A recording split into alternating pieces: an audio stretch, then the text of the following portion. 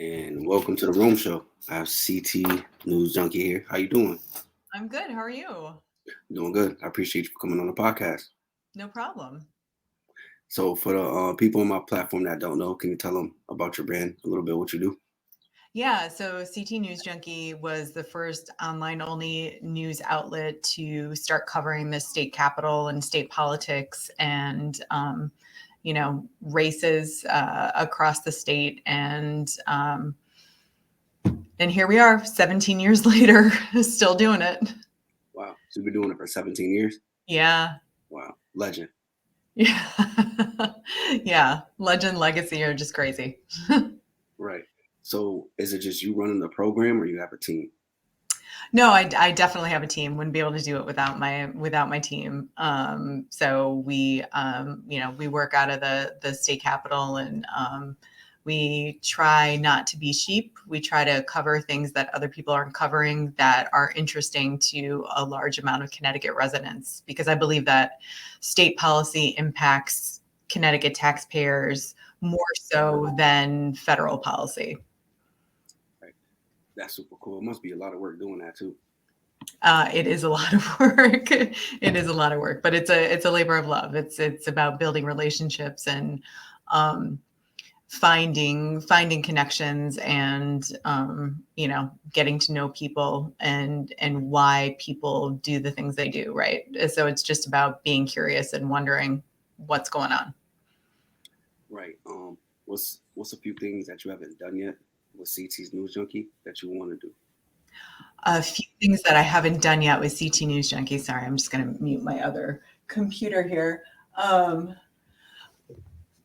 I would like to get into the video space, so we haven't done that yet. We haven't done the video audio space by telling stories in different ways. So I think telling stories with audio and video is a really interesting way, might be able to broaden the audience.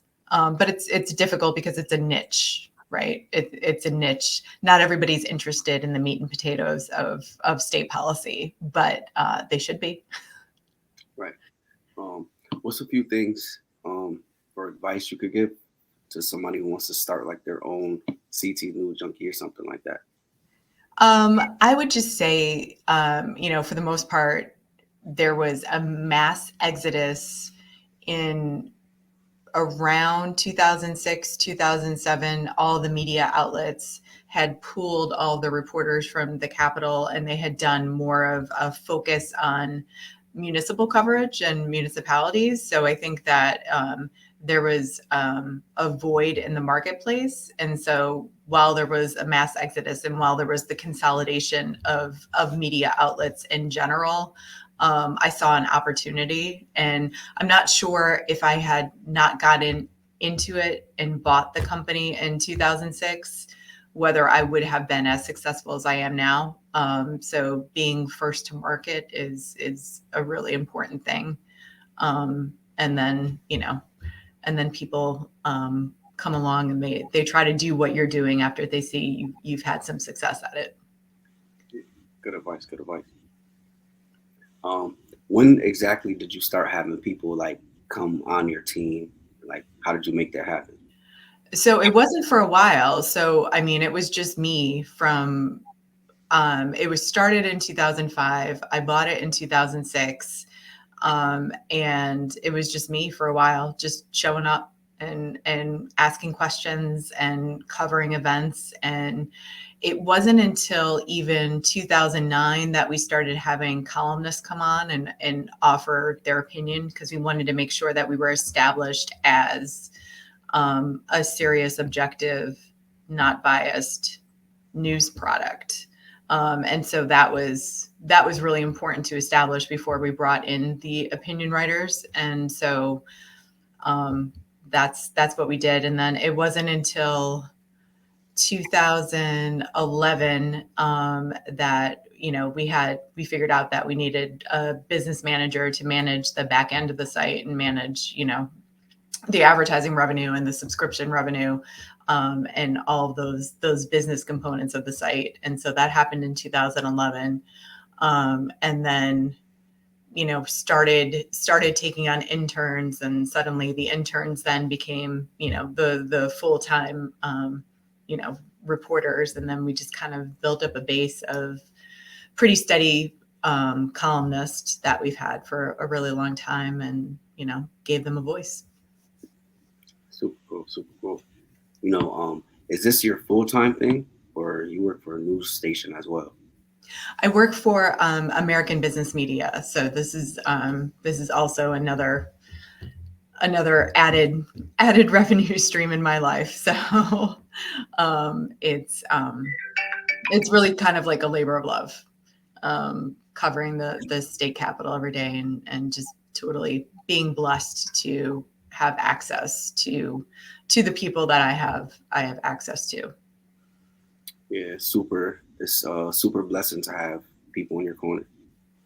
It definitely is. It definitely is. And really knowing the subject matter and becoming the authoritative voice. Like, if I hadn't covered, the beginning of the Affordable Care Act, or, if I hadn't been at that first Tea Party event back in the day and really understood what was going on there, I wouldn't have been as well versed in the subject matter as I am now. Well, the type of lifestyle that you live, it gets very, very hectic and busy. And I'm like with family, like yourself. How do you balance like with life, yourself, stuff like that? How do you balance everything? Um, you just kind of do it. I don't know. I'm a mom of an 8-year-old, so it's constant. It's go, go, go. Balancing life. Running a small business means making some sacrifices. Like, you can never be off.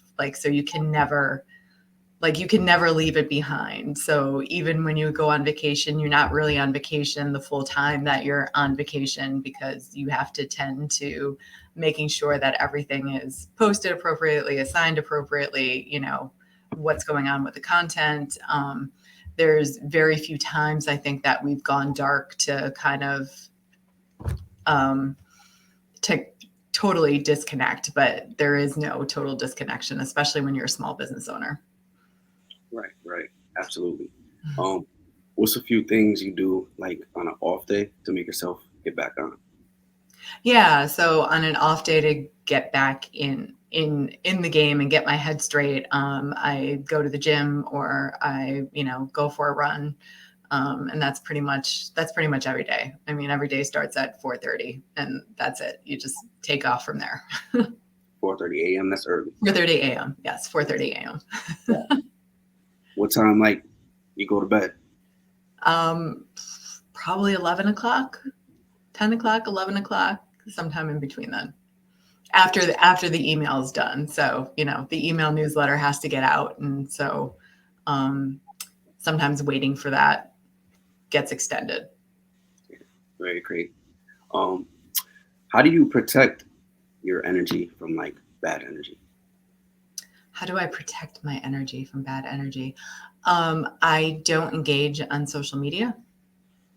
I use social media as my circulation department, and um, I will fight back against unfair um, or comments that are mean comments. But I'm not scrolling social media on a regular basis. I'll be honest and say that most of my news stories don't come from social media.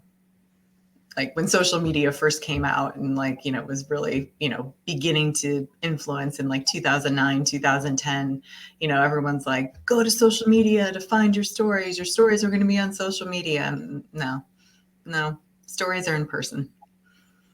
Yeah. Those stories are real different too than in person ones. Yeah, no, I mean, stories are in person. I mean, like, some stuff, some news can happen on social media, but it's really about making those connections, and being able to make those phone calls. So, like, when the pandemic hit and nobody was allowed to do anything, it was I had everybody's cell phone number, so at least I could connect. Like, I'll be honest, like, sometimes I don't even have people's email addresses, but I have their cell phone numbers. Yeah. How important is self-care to you? Self-care is probably something I put in the back burner more than I should. But right, self-care is important. It's important to be able to keep you going and to, to be able to focus the energy that you do have in the right places.